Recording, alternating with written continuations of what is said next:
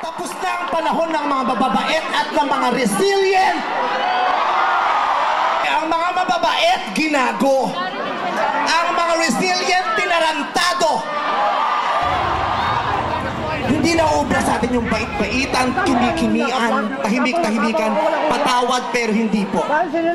Hindi ko sisimplihan, hindi ko babaitan ang mensahe ko ngayon dahil hindi naman sila mababait.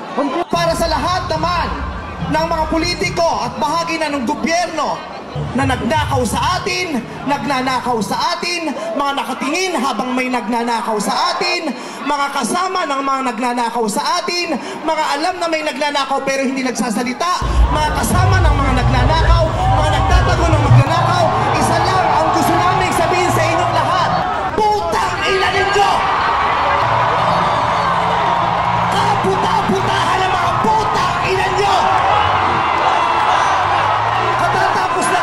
Pero Panginoon, patawarin nyo kami, pero totoo yan.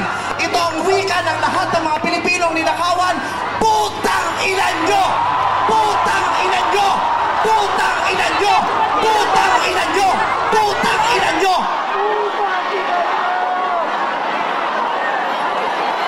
Putang ina nyo!